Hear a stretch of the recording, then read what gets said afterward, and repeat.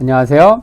올해 12월 28일부터 내년 1월 3일까지 이스라엘, 그리고 내년 1월 17일부터 24일까지 튀르키예를 일주하는 열린다 성경 스터디 투어가 진행됩니다.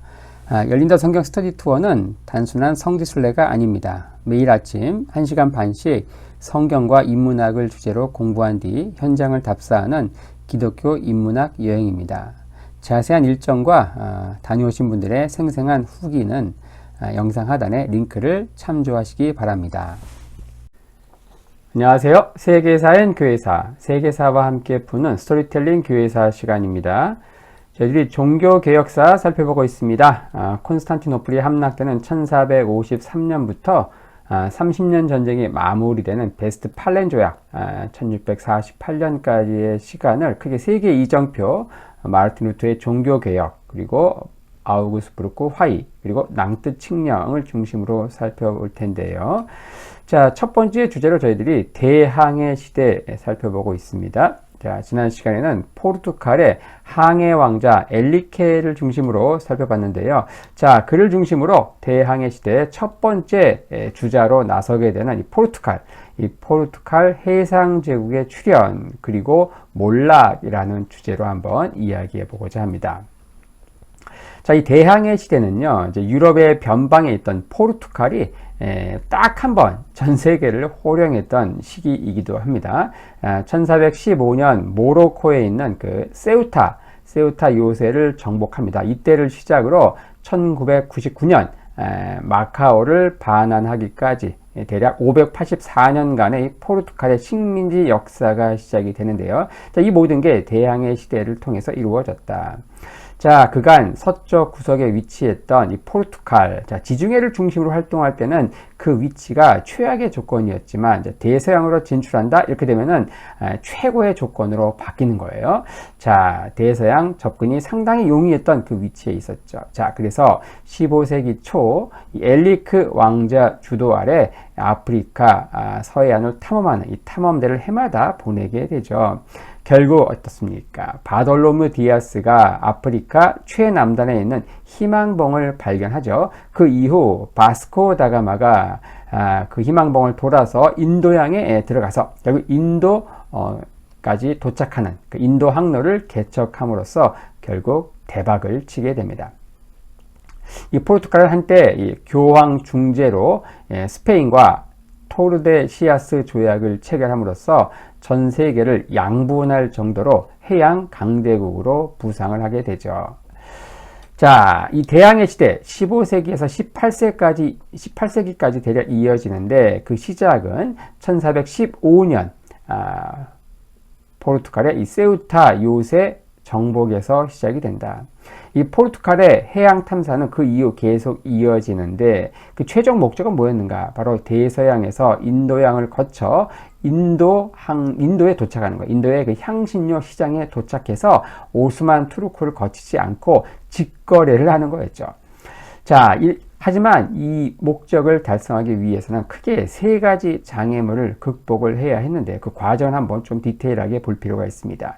첫 번째 장애물은요, 보자도르곳입니다. 그리고 두 번째 장애물은 아프리카 최남단을 찾는 거예요. 세 번째 장애물은 바로 콜럼부스의 신대륙 발견. 콜럼부스의 신대륙 발견이 장애물이네요. 한번 보겠습니다.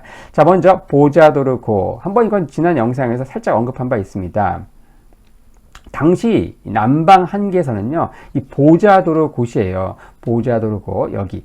대륙에 살짝 튀어나온 곳인데, 당시에는요, 이 보자도르 곳 여길 지나가지고 남쪽으로 갔던 사람이 없어요. 갔던 사람은 절대 살아서 돌아온 적이 없다. 그래서 이 남방 한계선으로 중세 미신이 지배하던 그 사회에서는요, 이 보자도르 곳 지나면은 거기에 바다 괴물이 산다, 그런 소문도 돌고, 여기는 세상의 끝이라서 천길 낭떠러지도 떨어진다, 뭐 그런 얘기들이 많았습니다. 자, 이 중세적인 미신을 극복하는 게 어떻게 보면 첫 번째 장애물이었다. 자, 두 번째 장애물은 뭐냐? 바로 아프리카 남단을 찾는 거예요. 자, 생각보다 이 아프리카 대륙이 너무너무 컸던 거예요. 아무리 내려가도 남쪽 끝이 나타나지 않았다. 당시 중세가 훨씬 지난 이 시기에도 가장 권위 있는 세계 지도는 뭐였는가? 여전히 고대 그리스 때 만들어진 이 프톨레마이오스 지리지였습니다. 근데 문제는 뭐냐? 그 지도에서는요, 대서양과 인도양이 서로 분리되어 있어요. 실제로 연결되어 있죠. 아프리카 대륙 끝을 가면 대서양과 인도양이 연결되어 있잖아요. 하지만 그 지도는 대서양 바다와 인도양 바다가 분리된 바다였어요. 자, 그래서 이 포르투갈이 이 해양 탐사를 지속하려면 뭐예요? 목적이 뭡니까? 대서양에서 아프리카 남쪽 끝을 돌아서 인도양으로 들어가려는 목적인 건데, 자, 이들은 어디에 베팅을 해야 되는가? 인도양과 대서양이 하나로 연결된 바다다. 바로 기존의 지도에 나와 있는 사실과는 정반대, 거기에 배팅을 한 일종의 도박입니다. 도박. 그게 성공을 해야만 이 항로 개척이 성공할 수 있는 거예요. 자, 대서양에서 아프리카 남쪽 끝을 돌면 인도양으로 들어갈 수 있다는 그런 확신이 필요했다. 자, 지도를 볼 텐데요. 자, 여기가 이제 대서양이죠. 여기가 인도양입니다. 자, 그래서 아프리카 남쪽 끝을 찾아가지고 여기서 딱 들어가면 인도양이다. 이렇게 믿어야만, 거기에 대한 확신이 있으면, 거기에 베팅을 해야만 이 탐사를 이어갈 수 있는, 거의 100년 가까이 이어가는 건데, 그 당시의 지도에서는 이 두 바다가 전혀 분리된 바다였다는 겁니다. 그러니까 고정관념을 깨는 게 상당히 어렵다는 건데, 자, 그런 것들 다 뚫고 이 역사의 진보가 이루어졌다는 거예요.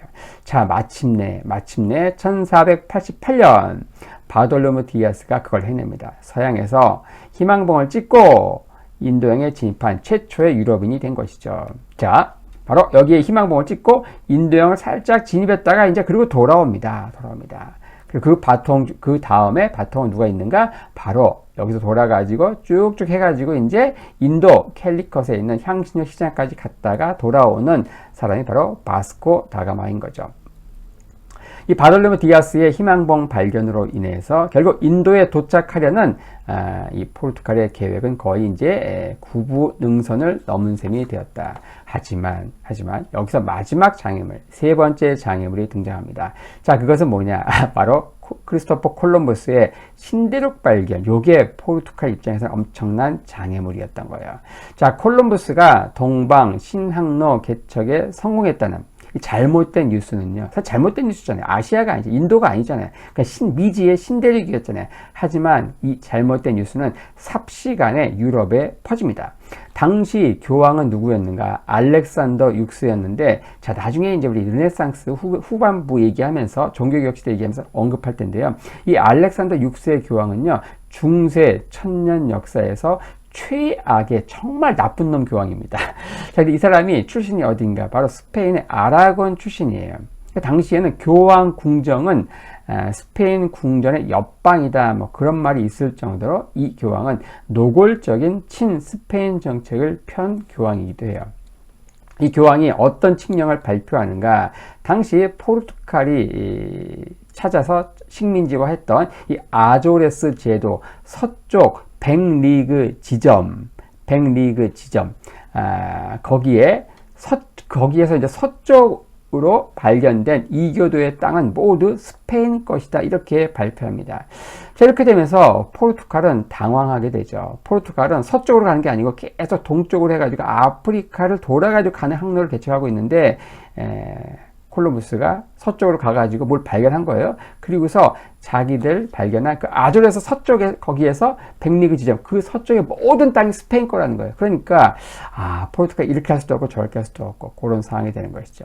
자, 이 교황의 칙령에는요, 스페인의 권리만 명시되어 있습니다. 사실 포르투갈이 해양 탐사를 훨씬 더 먼저 시작을 했는데, 그리고 더 열심히 했는데, 포르투갈의 권리는 전혀 하나도 명시하지 않은 거예요. 포르투갈은 과거 카나리아 제도 때 발견 때의 그 악몽이 떠오릅니다. 이 제도는 먼저 포르투갈이 발견했는데 또 탐사도 마쳤는데 교황 칙령으로 발이 묶인 사이에 경쟁자였던 카스티아, 그러니까 스페인의 전신이죠. 그 카스티아가 홀라당 먹었던 거예요. 자, 포르투갈은 이제 이러지도 못하고 저러지도 못하는 상황이었다. 자, 아프리카를 돌아서 인도에 도착하는 그 항로 거의 9분 능선을 넘은 상황에서 자, 스페인 쫓아서 서쪽으로 가는 신일륙행을 항로를 또 개척해야 되는가? 또 그렇다고 그걸 포기하자니 다 빼앗길 상황이고 이러지도 저러지도 못하는 상황에서 자, 이 포르투갈 왕실은요, 스페인에 항의 서한을 보냅니다. 그리고 뭐 전쟁도 불사하겠다, 막 이러면서 결국은 스페인 국왕 부부 이사벨라와 페르난도를 어때요? 협상 테이블에 앉히는데 성공합니다. 자, 그리고서 1493년 토르데시아스에서 조약을 발표해요. 자, 기존에는 아조레스 제도 서쪽 100리그 지점이었는데 그걸 더 넓혀요. 그러니까 370리그로 옮긴다. 이걸 지도 함께 보겠습니다. 자, 여기가 바로 아조레스 제도라고 하면은 거기에서 100리그 지점, 여기여서 처음 발표된 게 여기였어요. 요선을 기준으로 해서 이 서쪽의 모든 땅은 스페인 거야. 이 동쪽 거는 포르투갈 거야. 이렇게 나눈 거였습니다. 하지만 1494년 바로 이 토르데시아스 조약 다시 하면서 이거를 100리그 지점에서 370리그로 옮긴 거예요. 쭉 옮깁니다. 그래서 여기가 된 거예요. 여기가 딱 되면서 여기를 기준으로 해가지고 이쪽은 스페인, 이쪽은 뭐예요? 포르투갈 이렇게 된 겁니다. 그 이때 옮겨지면서 여기에 뭐가 걸리는 거예요? 여기 브라질이 걸린 겁니다. 브라질. 그래서 오늘날 남미에서 대부분이 스페인령이지만 이 브라질령, 요 선에 딱 걸친 이 브라질 여기만 포르투갈어를 쓰고 포르투갈 식민지였던 게 바로 이때 이 토르데시아스 조약 요거 때문에 그렇다. 자, 하지만 재밌는 건 뭡니까? 이 토르데시아스 조약은 남은 전혀 생각하지 않고 자기네 두 나라가 테이블에 앉아가지고 전 세계, 미지의 전 세계를 지들끼리 반으로 나눠 가진 거예요.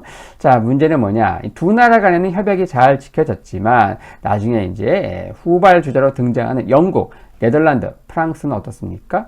이들은 이 조약 개무시하죠. 특히 신교 국가인 영국과 네덜란드는 어때요? 구교의 우두머리인 교황이 주재한 그 조약, 우리랑 아무 상관없다 그러면서 무시하면서 결국 그들이 개척했던 그 식민지를 하나씩 야곱야곱 빼앗게 되는 것이죠. 여기서 두 개의 반전이 발생합니다. 자, 이제 나중에 알게 되는 거죠. 콜럼버스가 발견한 게 인도, 동방이 아니라 미지의 신대륙이라는 거. 더 나아가서 그 경계선 서쪽에는 어마무시한 진짜 신대륙이 있다는 거, 이걸 발견하게 된 겁니다. 자, 포르투갈은 사실은 그런 땅이 있는지도 모른 채 포르투갈 본토보다 거의 100배 가까운 92배나 큰 땅을 확보한 셈이에요. 거기가 어디냐? 브라질이죠. 자, 이 조약은 1494년에 맺어졌다 그랬죠. 토르데시아스 조약. 하지만 브라질을 발견한 것은 이 페드로 알바레스 카브랄이라고 하는 사람이 우연히 난파되어 가지고 브라질 땅까지 가게 된 거예요. 그러니까 1500년에 발견된 것이다. 그러니까 6년 후죠. 6년 후. 그러니까 브라질에 자기 땅도 모르고 있다가 6년 후 자기네 본토보다 거의 100배나 큰 땅을 발견한 셈이다. 이러한 참 재미난 아이러니한 사실과 연결되는 게 바로 이 토르데시아스 조약입니다. 자, 토르데시아스 조약에서 대충 스페인과 조약을 끝내고 포르투갈은 계속 인도에 도착하는, 아프리카를 돌아서 인도에 도착하는 기존의 목적에 계속 올인을 합니다. 그러다가 마침내 4년 후 1498년 바스코 다가마가 드디어 인도에 도착하게 합니다. 인도의 캘리컷. 자, 이전에 바돌로메 디아스는 희망봉 찍고 인도양 살짝 진입하고 돌아왔잖아요. 자, 그 항로를 뒤이어가지고 바스코 다가마가 어때요? 쭉 이제 아프리카 동해안을 거쳐가지고 어때요? 바로 인도 캘리컷에 딱 도착해서 향신료 시장에 가게 됩니다. 이러면서 1세기에 걸친, 거의 100년에 걸친 포르투갈의 이 해양 탐사는 마침내 결실을 맺게 되죠. 그 이후 해마다 인도로 대함대를 파견하고요. 향신료 무역을 독점하면서 포르투갈은 순식간에 유럽의 변방에서 유럽의 중심으로 거듭나게 되죠. 당시 인도 총독이 포르투갈의 마누엘 1세 왕에게 보낸 편지는 이렇게 이야기하고 있습니다. 세상의 모든 부가 그대 손 안에. 사실 이 말은요, 결코 허풍이 아니었다. 당시 포르투갈은요, 이 아프리카 서해안과 동해안, 그리고 홍해의 아덴, 인도의 고아, 말레이시아의 말라카, 중국의 마카오, 일본의 나가사키까지 이르는 자, 곳곳에 무역 거점을 건설하고 향신료를 비롯한 동방 무역을 거의 독점하게 된다는 것입니다. 지도 함께 볼 텐데요. 리스본을 출발해가지고 아프리카 서해안, 동해안 거쳐가지고 인도의 고아, 그리고 말레이시아의 말라카, 마카오, 일본의 나가사키까지 이르는 바로 엄청난 그 활약을 했던 게 바로 이 포르투갈 대항해 시대의 포르투갈 해상 제국이라는 거예요. 자, 당시 16세기 포르투갈의 해외 유출 인구는요, 무려 10만 명이나 되었다. 자, 이것은 전체 인구의 10%예요. 인구 100만 명밖에 안 되는 포르투갈에서 본토에 있는 사람보다 이 해외에 나가 있는 인구가 본토 인구의 10만 명이었다. 근데 이게 10%밖에 안 된다고 생각할 수 있지만 성인 남자만 놓고 기준을 하면요, 35%에 해당하는 엄청난 숫자였습니다. 그러니까 세 사람 중에 한 명은 당시 해외에 파견되어 있다 이렇게 생각하면 되는 겁니다. 그러니까 인구 100만 명밖에 안 되는 소국 포르투갈로서는 할 수 있는 애 최선을 다한 거였고, 자, 그만큼 효과도 최대로 뽑아냈다는 것이죠. 자, 마누엘 1세에서 주왕 3세로 이어지는 이 시기, 대략 1495년, 그러니까 어떻습니까? 바스코 다가마가 인도 항로를 이제 찾게 되는 그 즈음에 즉위했던 마누엘 1세 1495년에서 주왕 3세가 죽는 1557년까지 자, 포르투갈은요, 식민지 경영과 동방 무역으로 그야말로 최고의 황금 시대를 이제 열게 되죠. 마누엘 1세는 별명이 식민지 개척 왕, 그리고 뒤를 이은 주왕 3세는요, 식료품 왕이라는 별명을 가졌어요. 왜냐? 풍성해진 유럽 식탁의 향신료를 책임지는 왕이었기 때문에 그런 겁니다. 대서양, 인도양, 태평양에 포르투갈은 점점이 뿌려진 무역 거점을 만들어요. 하지만 여기에 만족하지 못하고 이후에는 식민지 경영에 나서게 됩니다. 이때 식민지화된 나라가 4개인데요. 브라질, 앙골라, 기니비서, 모잠비크 이런 지역들이에요. 자, 그런 지역들을 이제 식민지화하면서 특히 브라질 같은 경우는 인구가 본토의 20배, 면적은 92배의 땅입니다. 이곳은요, 나중에 프랑스, 네덜란드, 이 후발주자와도 전쟁을 하면서 끝까지 이곳의 식민지들을 지켜냅니다. 특히 이제 아프리카 내륙에 있는 나라들이죠. 브라질 빼고는. 자, 그러다가 이제 어때요? 이 스페인 같은 경우는 상대했던 나라가 소수의 정복자가 이 아메리카 원주민 대군을 거뜬히 상대할 수 있었죠. 심지어 이런 말이 있었어요. 스페인의 군견, 그러니까 개 한 마리가 원주민 전사 3명과 대등한 전투력을 보였다고 하죠. 그러니까 스페인이 상대했던 아프리카 원주민과 포르투갈이 상대했던 상대는 달랐어요. 포르투갈의 경쟁 상대는 누구였는가? 바로 오스만 투르크였고요. 이집트를 중심으로 한 맘루크 왕조 등 굉장히 쟁쟁한 나라들이었다. 이런 가운데 포르투갈은 해안 거점 지역에 석조 요새를 건설하고 대포를 설치하는 방식으로 영토를 확장해 나갔다. 중국에서는요, 젖은 화물을 말린다면서 땅 하나를 임대해 놓고 세금을 내는 조건으로 결국 영구 임대합니다. 그게 바로 마카오죠. 자, 동방에서도 포르투갈 군대의 위력은 상당했는데 고작 700명이 2만 명이 지키는 말레이시아의 말라카를 점령해서 결국 식민지로 만드는 데 성공하죠. 자, 이를 기점으로 명나라의 유럽식 화기가 전해지기도 합니다.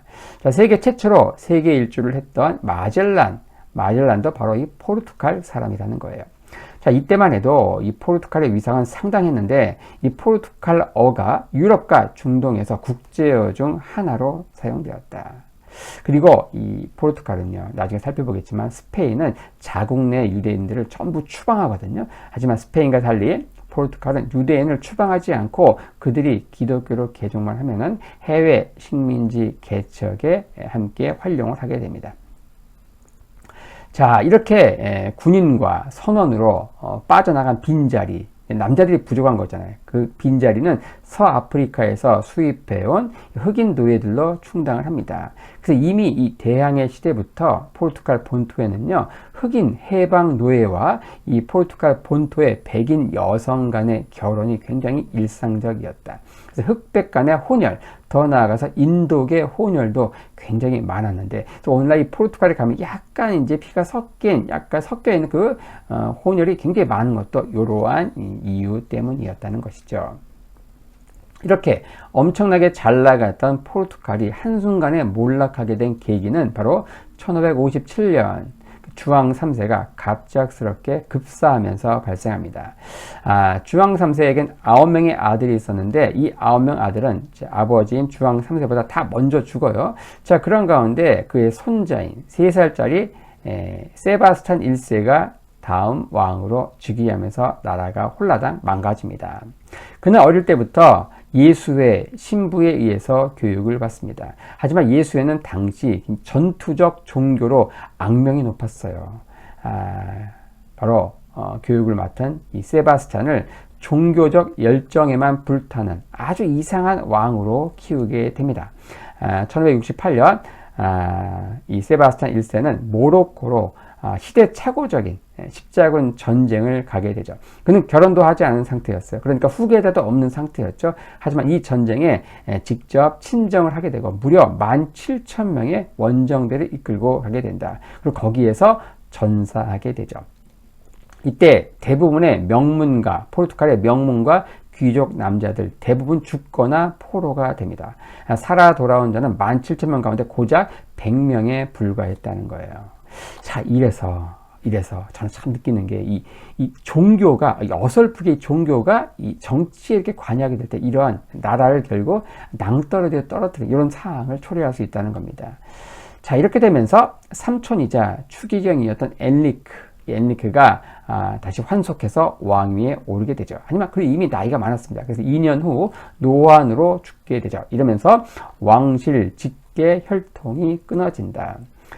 자, 이러면서 이 주왕 3세 외손자인 스페인의 이 펠리페 2세 왕이 자기 어머니가 이 포르투갈 공주였다는 이유로 이 포르투갈의 왕이 상속권을 주장하게 되죠.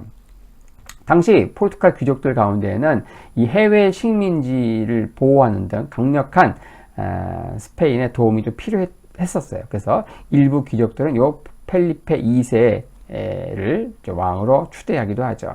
자, 그는 대군을 이끌고 자신을 반대하는 반대파 귀족들의 저항을 간단히 제압한 이후 포르투갈 왕을 겸하게 됩니다. 이 합스부르크가에 속하는 이 펠리페 2세, 이 합스부르크 가문에 또 유명한 말이 있습니다. 다른 놈들은 전쟁을 하게 냅둬라. 행복한 합스부르크요. 너는 결혼을 하거라. 이런 말이 있는데, 자, 결혼을 통해서 형성된 이 왕위 계승권으로 또 하나의 나라를 꿀꺽했던 것이죠.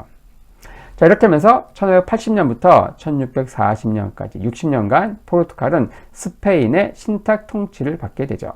이러면서 펠리페 2세, 펠리페 3세, 4세까지 이어지는 형식상 스페인, 포르투갈, 동군 연합, 같은 임금이 통치하게 되는 그런 연합이 이루어지게 됩니다. 하지만 이 당시 상황에서도 포르투갈의 수도인 리스본의 인구는요, 이베리아 반도에서 가장 많았다고 합니다. 10만 명의 인구가 리스본에 있었어요.